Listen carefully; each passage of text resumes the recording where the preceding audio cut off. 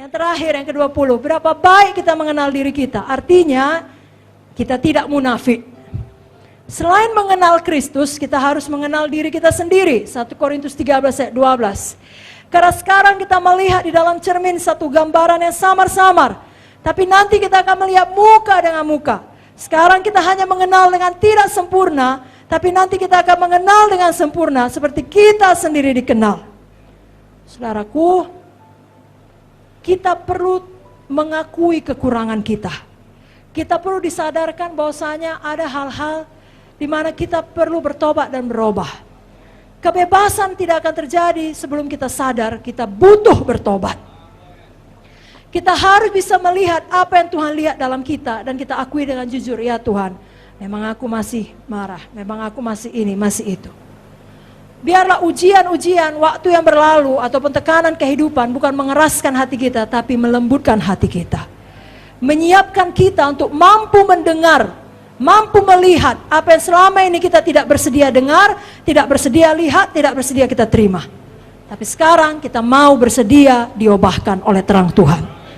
Ingat Roma 12 ayat 2, jangan menjadi serupa dengan dunia ini, tapi berubahlah, metamorfosa. Berubahlah, ya, ulat yang dalam kepompong berubah menjadi kupu-kupu. Sudah ada di destinasi Tuhan, bisa jadi kupu-kupu. Kita pun semua bisa berubah. Haleluya. Bagi Tuhan Yesus, kemunafikan itu adalah satu kebutaan.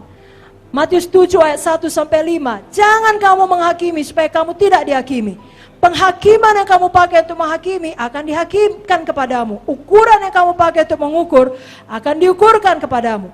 Mengapa kau melihat selumbar di mata saudaramu, sedangkan balok di matamu tidak kau ketahui?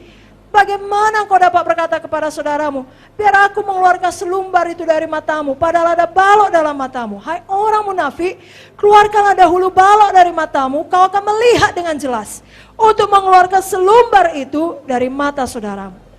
Bagaimana mungkin kita bersikap sangat keterlaluan, sangat kasar pada orang yang berdosa, padahal dosa kita jauh lebih buruk.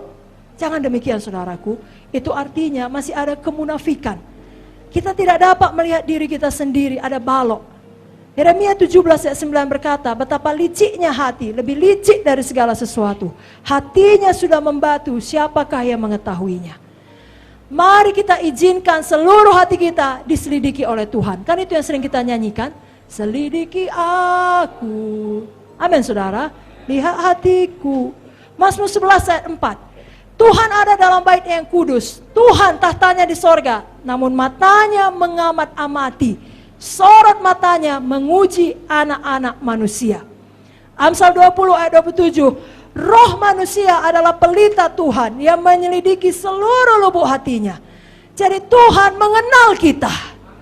Dia bisa melihat ke dalam kita. Dan kita bisa dibebaskan, tetapi kita harus bersedia ditegur Tuhan. Wahyu 3 ayat 19, barang siapa kukasihi, ia kutegur dan kuhajar. Relakalah hatimu dan bertobatlah. Jadi kalau masih ada yang mau menegur kita, Tuhan memakai hamba-hambanya, bersyukur kita dikasihi. Haleluya. Dan kalau Tuhan terlebih lagi langsung menegur kita, mari kita mau. Jadi sehebat apapun kita, tetap ada bagian dari diri kita yang perlu kita bertobat.